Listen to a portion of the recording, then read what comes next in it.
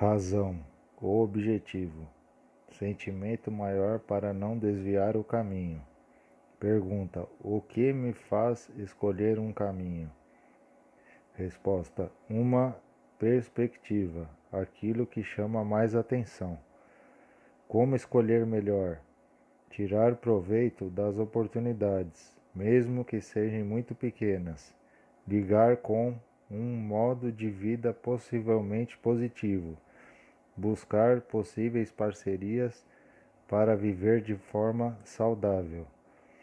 Portanto, usemos os nossos diferentes dons de acordo com a graça que Deus nos deu. Se o dom que recebemos é o de anunciarmos a mensagem de Deus, façamos isso de acordo com a fé que temos. Se é o dom de servir, então devemos servir. Se é o dom de ensinar, então ensinemos. Se é o dom de animar os outros, então animemos. Quem reparte com os outros o que tem, que faça isso com generosidade.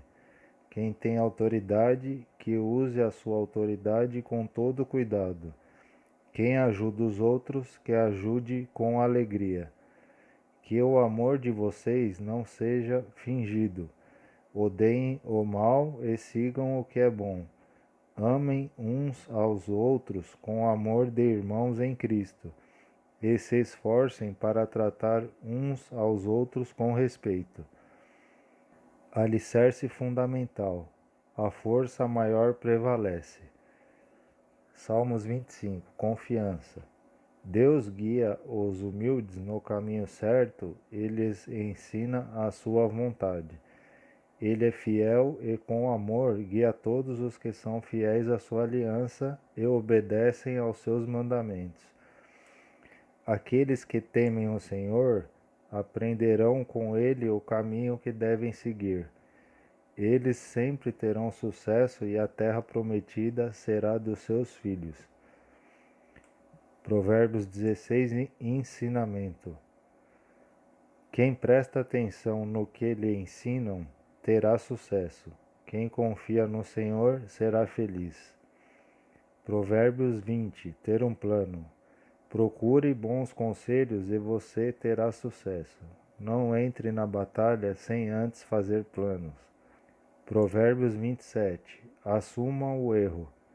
Quem tenta esconder os seus pecados não terá sucesso na vida, mas Deus tem misericórdia de quem confessa os seus pecados e os abandona. As atitudes são o caminho para uma vida próspera. É preciso sentir-se bem, mental e fisicamente, para ter um pensamento claro e racional, para reconhecer os padrões de pensamentos que podem bloquear um desenvolvimento, e aprender maneiras de mudar esses padrões negativos para padrões positivos. O jogo. Criar parcerias saudáveis na medida certa, sem exagerar, para entrar e participar. Tirar o medo do insucesso, substituir por coragem. Tirar o medo da rejeição, substituir por aceitar. E tirar o pessimismo para substituir por otimismo.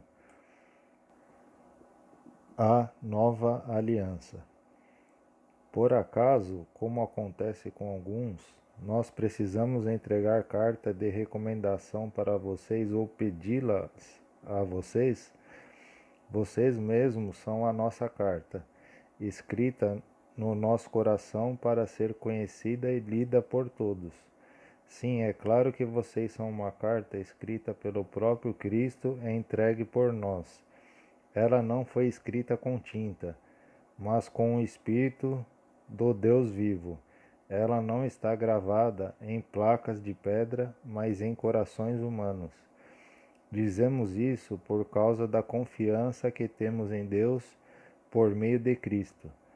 Em nós não há nada que nos permita afirmar que somos capazes de fazer este trabalho, pois a nossa capacidade vem de Deus.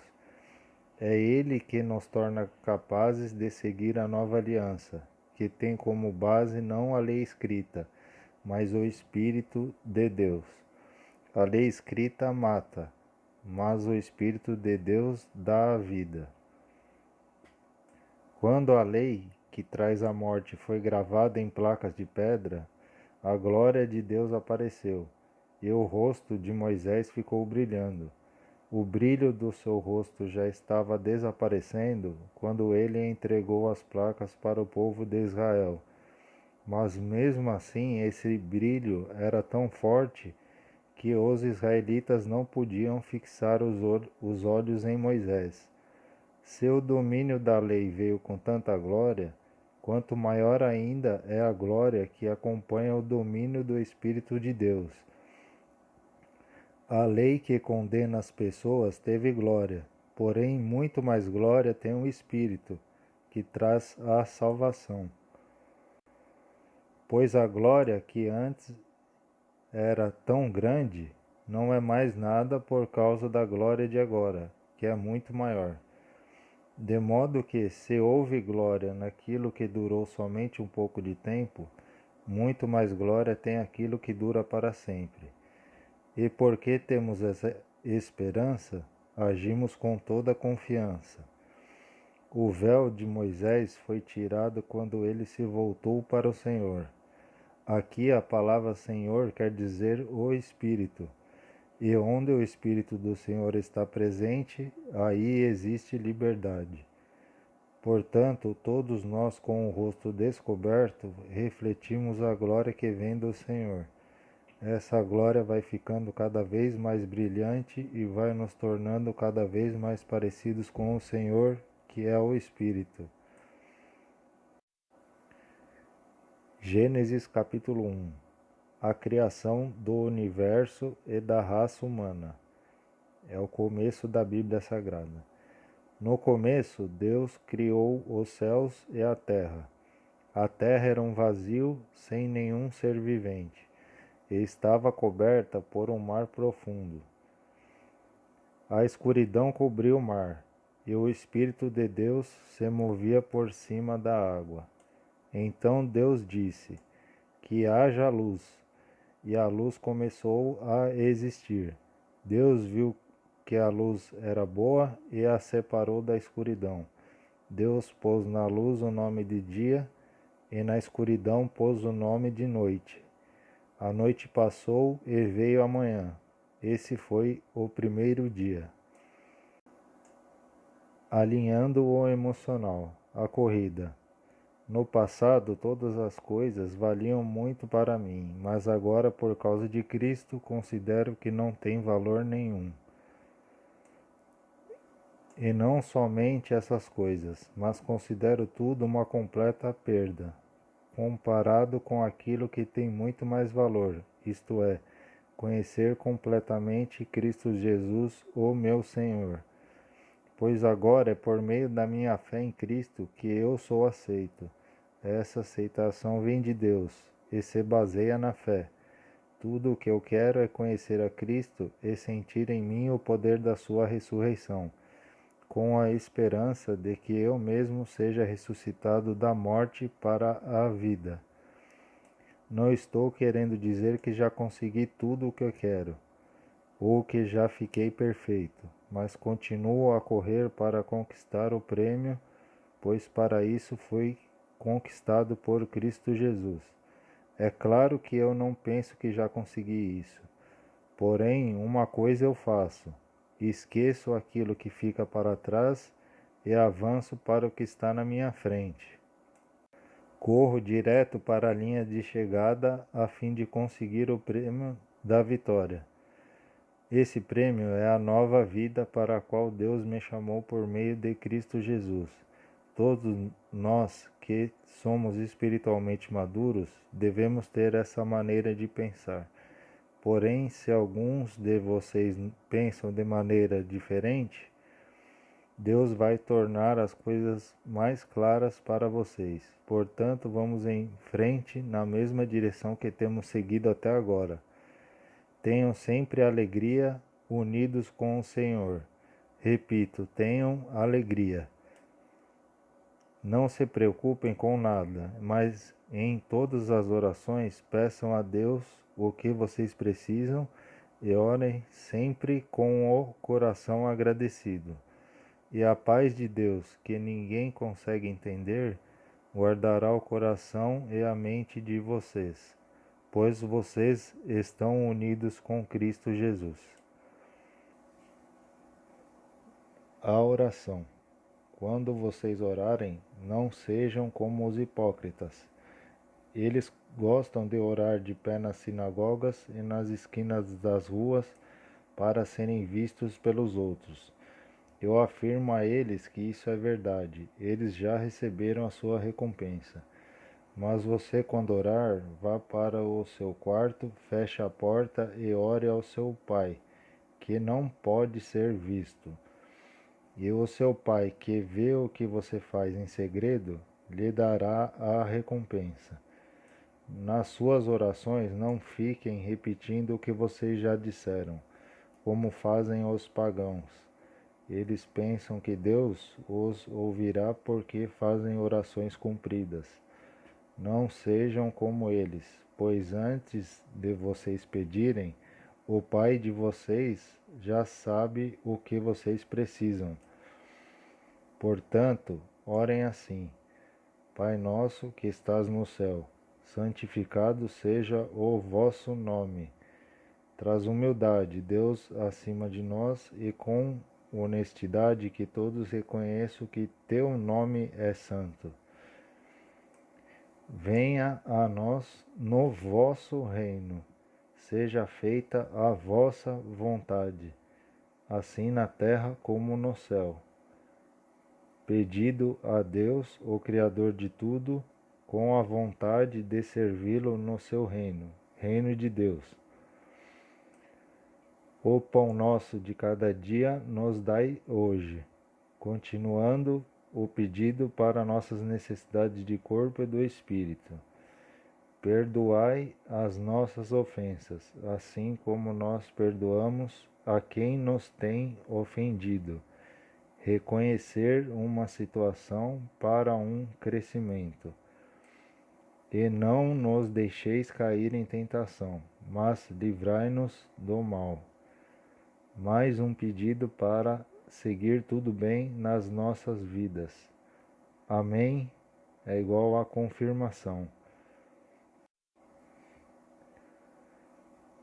Toque final. A junção do nosso espírito com o Espírito Santo de Deus é uma ação que na sua comunhão forma-se um corpo só. Essa junção é baseada na fé, ou seja, do tamanho que acreditamos e sentimos, assim nos move pela nossa intuição e pelo que fica gravado nas nossas experiências vividas, em nossa mente e espírito. São ações que procedem também da humildade de clamar e glorificar a Deus com o tamanho da vontade de nossa alma e coração. A misericórdia de Deus, o Pai Celestial, é imensa e incomparável. Somente Deus é bom o tempo todo. Não seremos guiados igual marionetes, mas sim temos a liberdade e a clareza necessária para agir conforme a vontade de Deus. Seus ensinamentos não são adquiridos como se alguém pudesse e fosse em uma loja e comprasse a sua real necessidade. Tudo é de Deus, o Criador, e a sabedoria em praticar ações boas dependem exclusivamente de nós. Apenas e tão fortemente sentimos algo superior. É uma paz e alegria inexplicáveis para os que não sentem. Porém, esse despertar espiritual é possível para todos que creem nas Escrituras Sagradas. E são individuais, ou seja, dependem da nossa vontade para que possamos praticar e crescer em nossas vidas. Vivendo nessa terra, uma mudança espiritual positiva abre nossa mente para uma nova visão de todas as coisas. E isso nos traz uma consciência e um compromisso que são extremamente gratificantes. Seguir em frente sem medo e com uma fé contínua em Deus pode, se quisermos, nos levar a uma vida eterna de paz e glória, na qual não existem palavras para descrever toda essa glória de Deus. E o que o próprio Cristo prometeu dar a todos nós foi isto: a vida eterna. A diferença clara que existe entre os filhos de Deus e os filhos do diabo é esta: quem não faz o que é correto ou não ama o seu irmão não é filho de Deus. Sabemos o que é o amor por causa disso. Cristo deu a sua vida por nós. Por isso, nós também devemos dar a nossa vida pelos nossos irmãos. Se alguém é rico e vê seu irmão passando necessidade, mas fecha o coração para essa pessoa, como pode afirmar que de fato ama a Deus? O nosso amor não deve ser somente de palavras e de conversa. Deve ser um amor verdadeiro que se mostra por meio de ações. O dever de fazer o bem. Finalmente, que todos vocês tenham o mesmo modo de pensar e de sentir. Amem uns aos outros e sejam educados e humildes uns com os outros. Não paguem o mal com o mal, nem ofensa com ofensa. Pelo contrário, pague a ofensa com uma bênção, porque quando Deus os chamou, Ele prometeu dar uma bênção a vocês, como dizem as Escrituras Sagradas. Quem quiser gozar a vida e ter dias felizes, não fale coisas más e não conte mentiras. Afaste-se do mal e faça o bem.